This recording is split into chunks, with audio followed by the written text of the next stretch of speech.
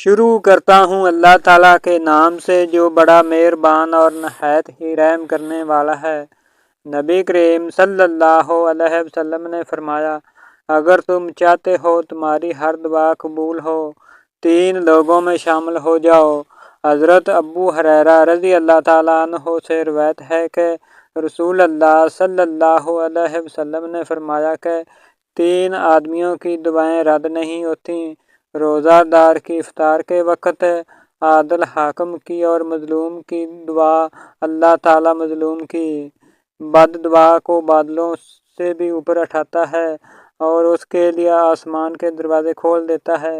پھر اللہ تعالیٰ فرماتا ہے کہ میری عزت کی قسم، میں ضرور تمہاری مدد کروں گا، اگرچہ تھوڑے عرصے کے بعد کروں۔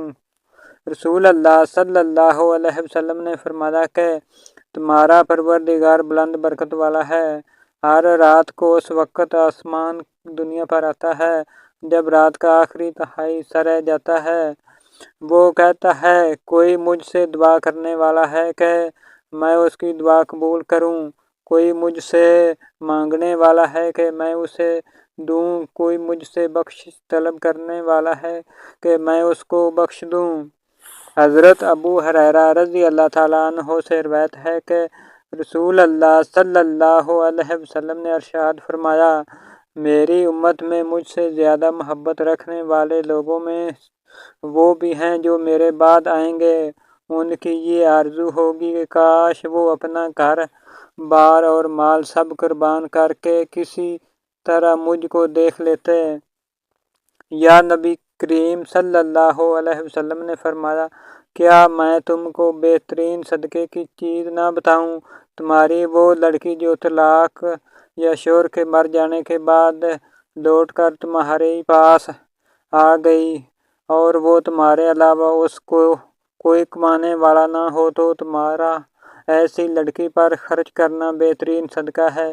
رسول اللہ صلی اللہ علیہ وسلم نے فرمایا، جس نے جمعہ کے دن غسل کیا اور خوب پاکی حاصل کی اور تیل یا خوشبو استعمال کی، پھر جمعہ کے لیے چلا اور 2 آدمیوں کے بیچ میں نہ گھسا اور جتنی اس کی قسمت میں تھا نماز پڑھی، پھر جب امام باہر آیا اور خطبہ شروع کیا تو خاموش ہو گیا، اور اس کے جمعہ سے دوسرے جمعہ تک تمام گناہ بخش دیے جائیں گے۔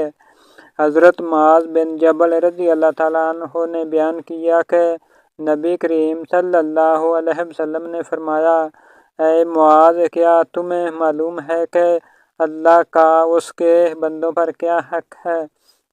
انہوں نے کہا کہ اللہ اور اس کے رسول ہی زیادہ جانتے ہیں۔ نبی کریم صلی اللہ علیہ وسلم نے فرمایا کہ یہ ہے کہ وہ صرف اسی کی عبادت کرے اور اس کا کوئی شریک نہ ٹھہرائے۔ کیا تمہیں معلوم ہے کہ پھر بندوں کا اللہ تعالیٰ پر کیا حق ہے؟ عرض کیا کہ اللہ تعالیٰ اور اس کے رسول ہی زیادہ جانتے ہیں۔ فرمایا، یہ ہے کہ وہ انہیں عذاب نہ دے۔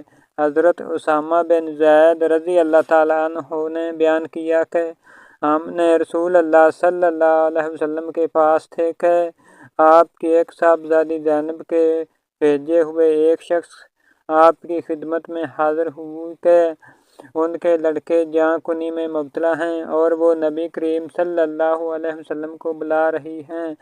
نبی کریم صلی اللہ علیہ وسلم نے ان سے فرمایا کہ تم جا کر انہیں بتا دو کہ اللہ ہی کا سب مال ہے، جو چاہے لے لے اور جو چاہے دے دے، اور اس کی بارگاہ میں ہر چیز کے لیے ایک وقت مقرر ہے۔ بس ان سے کہو کہ صبر کریں اور اس پر صبر و ثواب کی نیت سے کریں۔ صاحبزادی نے دوبارہ آپ کو قسم دے کر کہا بھیجا کہ آپ ضرور تشریف لائیں۔ چنانچہ نبی کریم صلی اللہ علیہ وسلم کھڑے ہوئے اور آپ کے ساتھ سعد بن معاذ اور معاذ بن جبل رضی اللہ تعالیٰ عنہ بھی کھڑے ہوئے۔ پھر جب آپ صاحبزادی کے گھر پہنچے تو بچہ آپ کو دیا گیا اور اس کے سانس اکھڑ رہی تھی جیسے پرانی مشک کا حال ہوتا ہے۔ یہ دیکھ کر نبی کریم صلی اللہ علیہ وسلم کی आंखों में आंसू भर आए। उस पर साद रज़ी अल्लाह ताला अन्हु ने कहा, या रसूल अल्लाह, ये क्या है? नबी करीम सल्लल्लाहु अलैहि वसल्लम ने फरमाया कि ये रहमत है जो अल्लाह ताला ने अपने बंदों के दिलों में रखी है, और अल्लाह ताला भी अपने उन्हीं बंदों पर रहम करता है जो रहम दिल होते हैं। अस्सलामुअलैकुम प्यारे दोस्तों, अल्लाह ताला हमें इन पाक हदीसों पर अमल करने और अपनी ज़िंदगियां संवारने की तौफीक अता फरमाए। प्यारे दोस्तों, हमारी ये वीडियो आपको कैसी लगी है? अगर अच्छी लगी है तो हमारे इस चैनल को सब्सक्राइब, लाइक और अपने दोस्तों को शेयर कर दें। अल्लाह ताला आपको हमेशा खुश व खुरम और अपने हिफ्ज़ व ईमान में रखे। आमीन सुमा आमीन।